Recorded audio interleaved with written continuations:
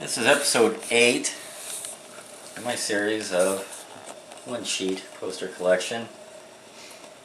This one here is original Prom Night, as mentioned in my last video.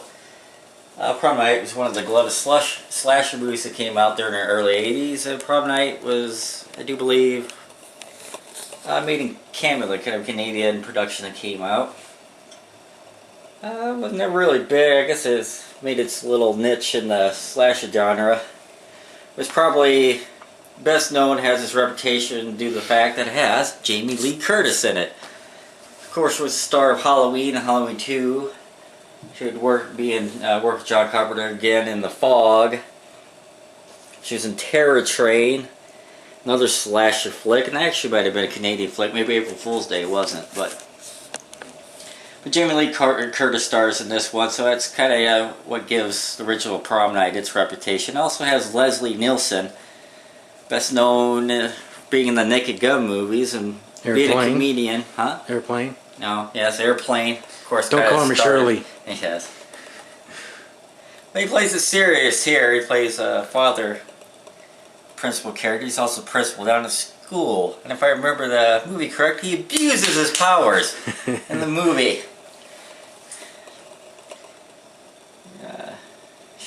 Showing favoritism towards his children and kicking other students out of school. That's got a very simple plot. Some kids go to a abandoned house, they're playing around, basically playing hide and seek. Do you remember what they were calling it? The killer's coming to get you? I don't remember. Something like that. One kid does die, and they also run off and leave him. Falls out the window.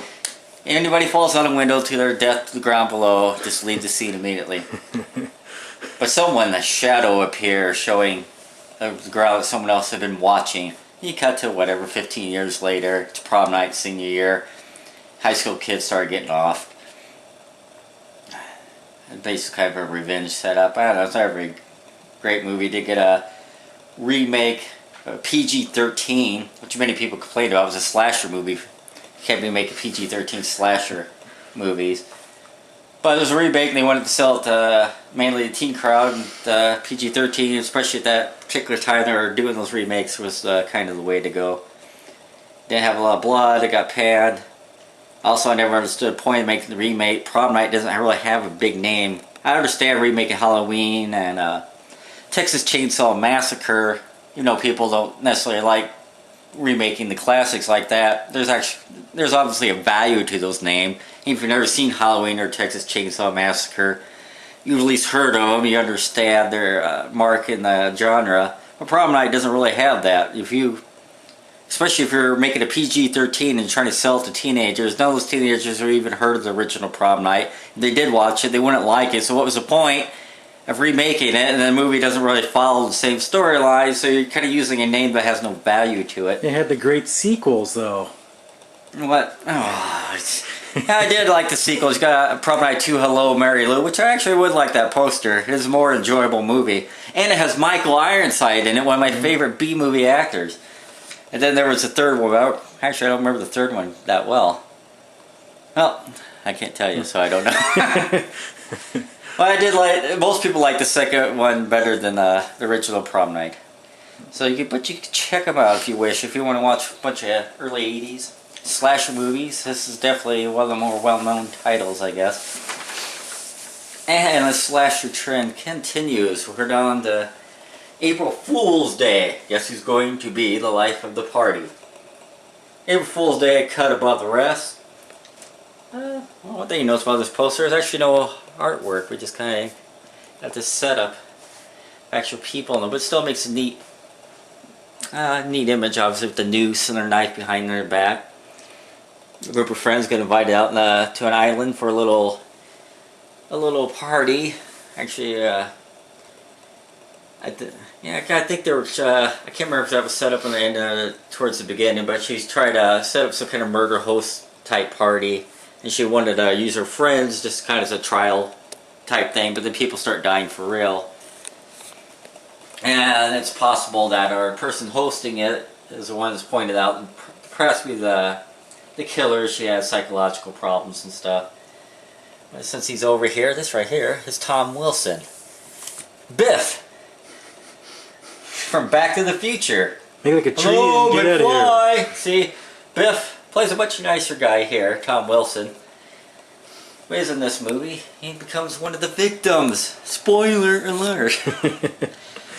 And if I remember correctly, this actress here, I won't remember her name, but she was in Friday the 13th Part 2. She was the heroine, the final girl, so to speak, of that movie. Well, that's April Fool's Day right here. Did get a remake. Haven't seen the remake. Poster's in pretty good shape. I'm noticing a little bit wear and tear along the creases here. But it's pretty good shape. This was under 20 bucks. I think I paid about 20 bucks for prom night.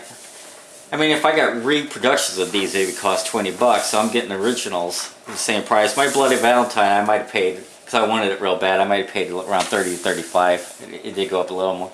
I might have got under 30. It usually goes for 20 to 30, but it started going up in price. This one I got for like 20 bucks. Same thing with April Fool's Day. And then we're kind of continuing the slasher trend with one of the more well-known villains and titles of slasher land. This one being Nightmare on Elm Street 3. Dream Warriors!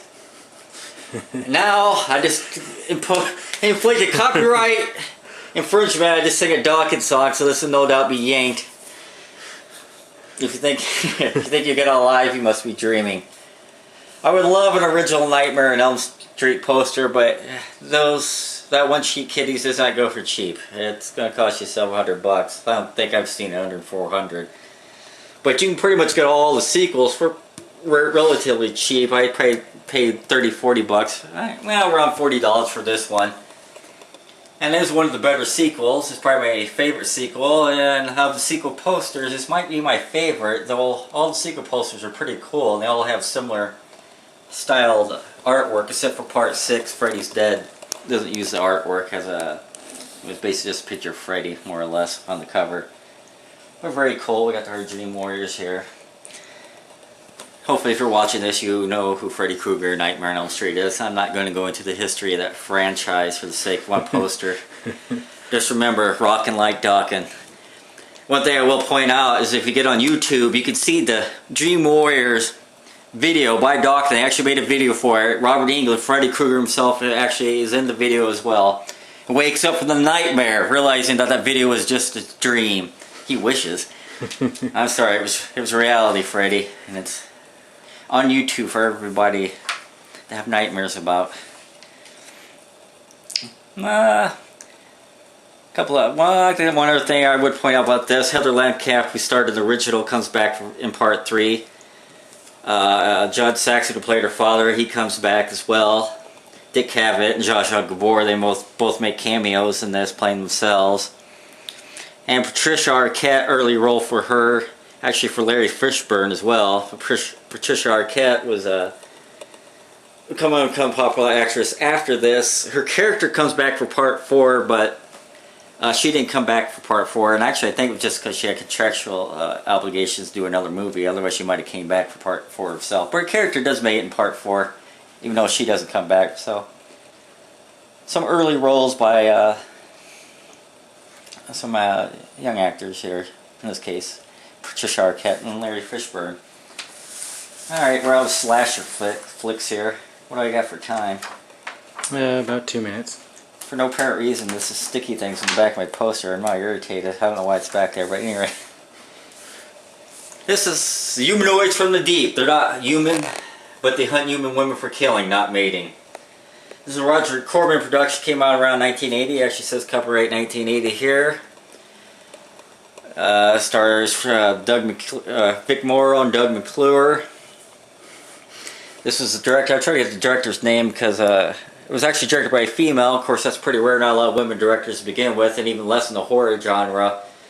But anyways, after this movie was finished, Corman saw it, decided it needed more blood and breasts in it, and she refused to film anything else. So he basically fired her and got someone else to direct a couple more scenes. Got to get the exploitation in here. This poster is also not a 27. As I stated earlier, most one sheets are 27 by 41. This one, as you can see, compared to Nightmare on Elm Street 3, it's actually smaller. This one doesn't have a white border. Actually, neither does Nightmare on Elm Street 3 or April Fool's Day. These guys are breaking the trends here. Look at this stuff. This one has a huge border. Wow.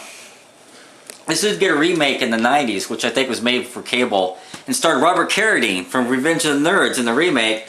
A lot of blood in there, not as much breast as the original, but this is a great movie for some fun-filled B-movie schlock, as Roger Corman was good for producing. That's probably going to end up wrapping up this particular, because we're about at the end here, yeah, running out of time. So that's Humanoids from the Deep will wrap up this particular episode, and thank you guys once again for watching these videos. Hopefully you'll come back for part 9, where we get to continue on with our animal series. Look at this, alligator and grizzly, giant monster animal movies. Fantastic stuff.